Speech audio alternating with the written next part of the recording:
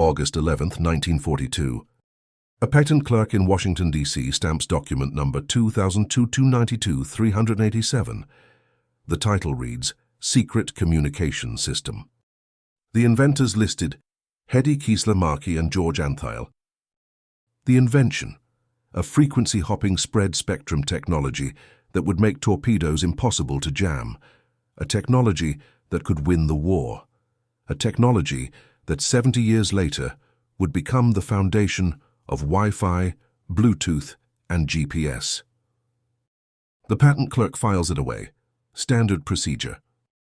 But this wasn't standard, because one of those inventors was Hedy Lamarr, the most beautiful woman in the world, according to every magazine in America, a Hollywood star, box office gold. And that's exactly why nobody took her seriously. When she brought her invention to the US Navy, they didn't test it. They didn't even consider it. An admiral looked at this brilliant scientist and told her she'd be more useful selling war bonds. "You'd be better off using your celebrity to help the war effort," he said. "Let the men handle the engineering." So the patent sat, filed away, forgotten, while Hedy returned to Hollywood to be photographed, admired, and called just a pretty face. The Navy didn't use her invention during World War II. They didn't use it during the Korean War either.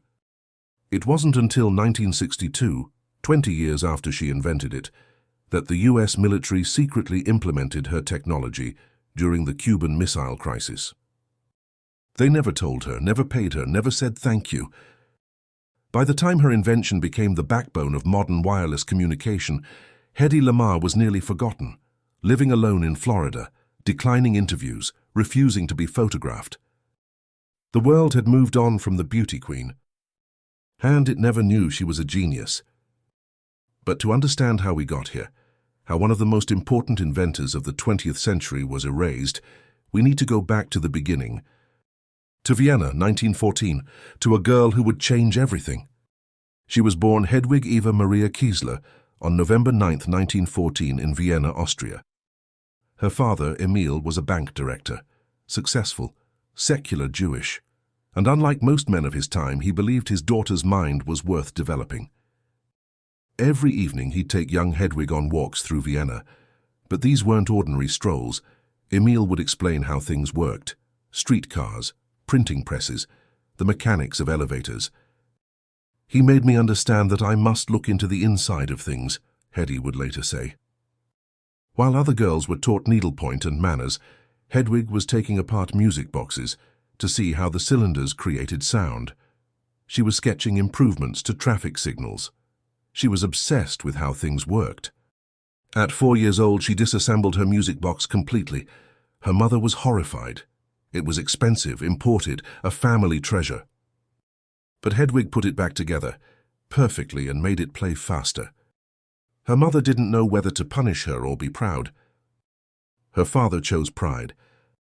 By 16, Hedwig was stunningly beautiful, the kind of beautiful that made people stop talking when she entered a room. Dark eyes, porcelain skin, features so symmetrical they looked sculpted. But beauty to her was the least interesting thing about her. She enrolled in engineering school. She studied communications technology, a brand new field. She was one of the only women in her classes, and easily the only one who looked like her. The other students stared. The professors didn't know what to do with her. She dropped out after 1 year. Not because she couldn't handle it, but because she'd discovered something that paid better: film. In 1933, at 18 years old, she starred in a Czechoslovakian film called Ecstasy. It featured the first non-pornographic nude scene and simulated orgasm in cinema history. It made her internationally famous overnight, and internationally infamous. The Vatican condemned it. Hitler banned it. Her father was humiliated. And Friedrich Mandl noticed. Mandl was one of the richest men in Austria, an arms manufacturer who sold weapons to Mussolini and Hitler, controlling, jealous, fascist adjacent. He saw Ecstasy. He became obsessed. He pursued Hedwig relentlessly. Flowers, gifts, dinner invitations she couldn't refuse without consequences. In 1933, at 19 years old, she married him. Not out of love, out of pressure, out of a sense that she had no other option. It was a beautiful prison. Mandel locked her away in his castle. He tried to buy every copy of ecstasy to destroy them, spending a fortune. He forbade her from acting, from leaving without his permission, from speaking to other men. But he couldn't stop her from listening. Mandel hosted dinners for military officials, engineers, weapons designers, meetings about guidance systems for missiles, torpedoes, radio-controlled munitions. Hedwig was expected to sit there, look beautiful, and stay silent. So she did, but she absorbed everything.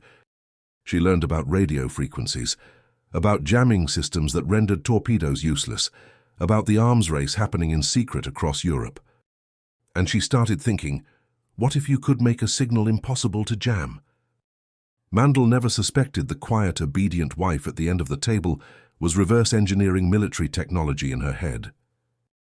In 1937, she'd had enough. She drugged her maid, stole her uniform, and escaped during one of Mandel's dinner parties. She fled to London with nothing. No money, no papers, just her mind and her face. In London, she met Louis B. Mayer, the head of MGM, the most powerful studio in Hollywood. He offered her a contract, $125 a week. She said no, too low. Mayer boarded a ship to New York. So did she. For the entire transatlantic voyage, she accidentally appeared wherever he was, charming, brilliant, speaking perfect English, French, and German. By the time they docked, Mayer offered her $500 a week. She said yes. But she had one condition, a new name. Hedwig Kiesler, the arms dealer's escaped wife, died on that ship. Hedy Lamarr was born. The name was inspired by Barbara Lamarr, a silent film star known as the girl who was too beautiful. It was a label Hedy would spend the rest of her life trying to escape. Hollywood, 1940. Hedy Lamarr was a star. She'd appeared in Algiers opposite Charles Boyer, a hit. She was under contract with MGM. Her face sold magazines. But while America saw her as a glamorous actress, Hedy saw herself as something else, an inventor trapped in a beautiful woman's body. At night, while other stars attended parties, Hedy worked in a room she'd converted into a laboratory, drafting table, reference books on engineering, sketches covering the walls. She designed improvements to traffic lights, a tablet that dissolved in water to create a carbonated drink, a precursor to Alka-Seltzer, a new type of tissue box. But these were distractions. What obsessed her was the war. By 1940, Europe was burning. Her homeland was under Nazi control. Every day brought news of U-boats sinking Allied ships, torpedoes destroying supply lines. And Hedy knew something most people didn't. Torpedoes could be radio-controlled, but they were easy to jam. If the enemy detected the radio signal controlling the torpedo, they could jam the frequency and render it useless. The torpedo would veer off course or simply stop. The problem was simple. One frequency, one signal, easy to find, easy to block. Hedy started thinking, what if the signal didn't stay on one frequency? What if it jumped? Frequency hopping, a signal that switches between dozens of frequencies in a pattern known only to the sender and receiver. Impossible to jam, because by the time you find it, it's already moved. She had the concept, but she didn't know how to build it. She needed an engineer, someone who understood synchronization, timing, mechanics. And then, at a dinner party in 1940, she met George Antheil. Antheil was a composer, avant-garde, famous for a piece called Ballet Mécanique, which used 16 synchronized player pianos. 16 pianos, playing in perfect synchronization. Hedy saw it immediately. That's the mechanism. She approached him at the party. Antheil later said he thought she wanted to discuss her glandular problems. She'd been asking people about breast enlargement. Instead, she said, "I want to invent a torpedo guidance system." He blinked. She explained, frequency hopping, 88 frequencies, synchronized between the torpedo and the control ship.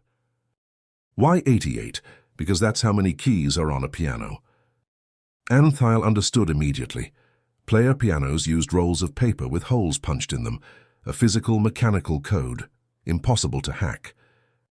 "We use piano rolls," he said. "One in the torpedo, one in the transmitter. Identical, synchronized, the holes determine which frequency to use at which moment." Hedy smiled. They spent the next 6 months working together. Hedy handled the engineering concepts, frequency selection, signal strength, torpedo mechanics. Antheil handled the synchronization, how to make two machines miles apart, switch frequencies in perfect unison. They built models on Hedy's dining room table. They filed pages of calculations. They argued over technical details late into the night, while Hedy's husband, her second actor Gene Markey, slept upstairs, completely unaware his wife was inventing the future of wireless communication. By December 1940, they had it. A secret communication system, 88 frequencies, unjammable, unhackable. On June 10, 1941, Hedy and George submitted their patent application. On August 11, 1942, U.S. Patent 2002-92-387 was approved. The patent didn't list Hedy Lamarr. It listed her married name, Hedy Lamarr. Still, it was official. She was an inventor. Now they just needed someone to use it. They sent the patent to the National Inventors Council, a group established to evaluate civilian inventions for military use. The council loved it. They forwarded it to the U.S. Navy. And that's when everything fell apart. The Navy received the patent in late 1942. They read it. They understood it. Some engineers were genuinely impressed. But then someone asked the question that would doom the project. Wait, Hedy Lamarr, like Hedy Lamarr, the actress? Suddenly it wasn't an invention anymore. It was a publicity stunt. A gorgeous movie star thinks she can do engineering. Adorable, ridiculous, impossible. Never mind that the patent was technically sound. Never mind that George Antheil had credentials. Never mind that frequency hopping was genuinely revolutionary. She was a woman. Worse, she was a beautiful woman. And beautiful women in 1942 were not taken seriously. The Navy's official response was polite but dismissive. They claimed the apparatus would be too bulky to fit inside a torpedo. This was absurd. The player piano mechanism they proposed was compact. Antheil had already designed miniaturized versions. But the Navy didn't ask for revisions, didn't request a prototype, didn't test it. They just filed it away. Instead, they invited Hedy to tour the country selling war bonds. "You'd do more for the war effort using your star power," they told her. So she did. She sold $25 million worth of war bonds, about $400 million in today's money. She kissed soldiers for donations. She smiled for photographs. She played the role they wanted, the beautiful, patriotic actress. Not the inventor. The patent sat in a filing cabinet, untouched, gathering dust. And then, in the late 1950s, something changed. The Cold War was escalating. The U.S. military needed secure communication systems, unhackable, unjammable. Engineers at the military contractor Sylvania stumbled across patent 2002-92-387. They read it. They realized it was exactly what they needed. But here's the thing.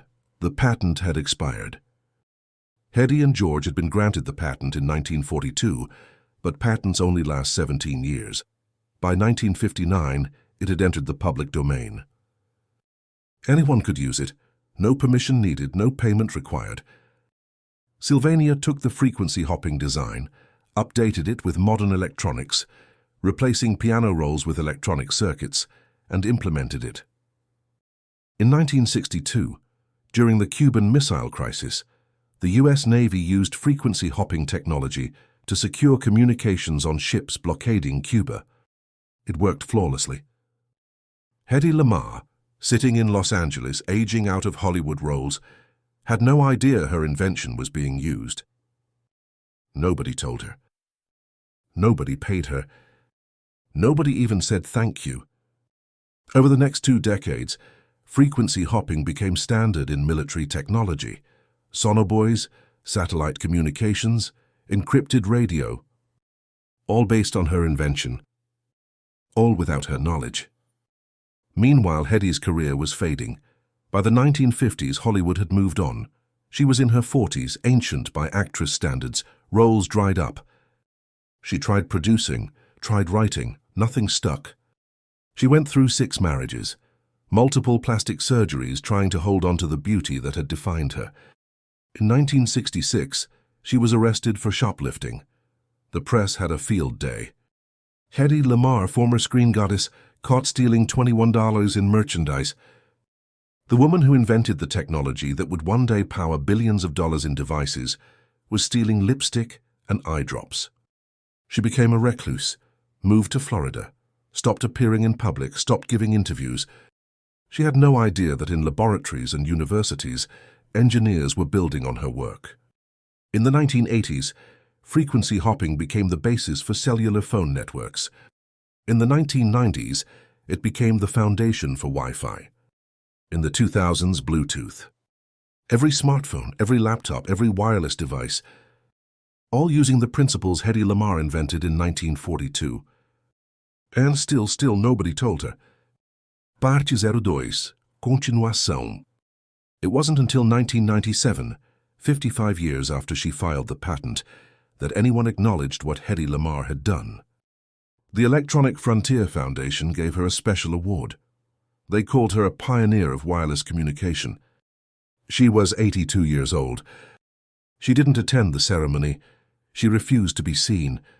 Age and surgery had changed her face, and she couldn't bear to be photographed as anything other than the beauty she once was. Instead, she accepted by phone. "It's about time," she said. Her voice was soft, gracious, but you could hear it underneath, the bitterness of 5 decades spent invisible. The award came with no money, no apology, just recognition from an organization most people had never heard of. The US Navy never apologized. The companies making billions from her technology never paid her a cent. But word started to spread. Engineers began talking. Articles appeared in tech magazines. The internet, itself built on protocols descended from her work, discovered her story. Did you know Hedy Lamarr invented Wi-Fi? It became a viral factoid, a fun piece of trivia, the kind of thing people share and forget. But it wasn't trivia to Hedy. In 1998, she gave one of her last interviews. The journalist asked if she was bitter about being ignored for so long. She paused.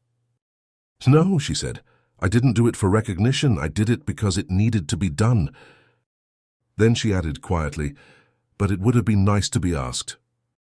On January 19, 2000, Hedy Lamarr died in her home in Castleberry, Florida. She was 85 years old, alone, nearly blind, estranged from her children. The obituaries led with her Hollywood career. Screen siren of the 1940s, the most beautiful woman in the world. Some mentioned, in passing, that she was also an inventor. Most didn't. But here's what they should have said. Hedy Lamarr invented the technology that powers the modern world. Every time you connect to Wi-Fi, you're using her invention. Every time you pair Bluetooth headphones, you're using her invention. Every time your phone switches cell towers without dropping the call, you're using her invention. Every military drone, every GPS satellite, every secure communication system. Frequency hopping. The idea she sketched on her dining room table in 1940, while Hollywood called her just a pretty face. Let's talk about the scale of what she created. In 2024, there are approximately 5.3 billion smartphone users worldwide. Every single one of those devices uses frequency-hopping spread spectrum technology. The global Wi-Fi market alone is worth over $23 billion annually. Bluetooth devices, over $7 billion per year. GPS systems, $75 billion. Cell phone infrastructure, $1.6 trillion. And every single one of these industries, every dollar, every device, every connection, traces back to patent 2002-92-387. Filed by Hedy Lamarr and George Antheil. Approved August 11, 1942. Used without permission, without payment, without credit. Here's what that means in human terms. When you sit in a cafe and open your laptop, connecting instantly to Wi-Fi, you're using Hedy's invention. When you're driving and your phone seamlessly switches between cell towers, maintaining your core, you're using Hedy's invention. When a soldier in a combat zone sends an encrypted message that can't be intercepted, they're using Hedy's invention. When a surgeon uses a wireless medical device to save a life, they're using Hedy's invention. The technology she created has connected billions of people, has saved countless lives, has generated trillions of dollars. And she died alone, forgotten, with nothing. But let's be specific about who profited. In 1962, when the US Navy first implemented frequency hopping during the Cuban Missile Crisis, they contracted with Sylvania Electronic Systems. Sylvania was paid millions, Hedy Lamarr was paid nothing. In the 1980s, when the military expanded frequency hopping to satellite communications, companies like Raytheon, Lockheed, and Hughes Aircraft secured billions in defense contracts. Hedy Lamarr received nothing. In 1997, when Wi-Fi was standardized using spread spectrum technology, the IEE, the Institute of Electrical and Electronics Engineers, didn't mention her name in the official documentation. The companies that built Wi-Fi routers, Cisco, Linksys, Netgear, made fortunes. Hedy Lamarr received nothing. In 1999, when Bluetooth was released using frequency hopping to prevent interference, companies like Ericsson, Nokia, and Intel formed the Bluetooth Special Interest Group. They made billions. Hedy Lamarr received nothing. In the 2000s, when cellular networks adopted CDMA, Code Division Multiple Access, a direct descendant of frequency hopping, companies like Qualcomm generated over $100 billion in revenue. Hedy Lamarr received nothing. She never earned a single dollar from the invention that changed everything. And here's the cruelest part, she knew. By the 1990s, when engineers started crediting her, she understood what had been taken from her. She understood that she could have been wealthy, could have been remembered as one of the great inventors of the 20th century, could have been more than just a pretty face. In one of her final interviews, a reporter asked what she wanted to be remembered for. She didn't hesitate. "I don't want to be remembered at all," she said. "I want to be forgotten."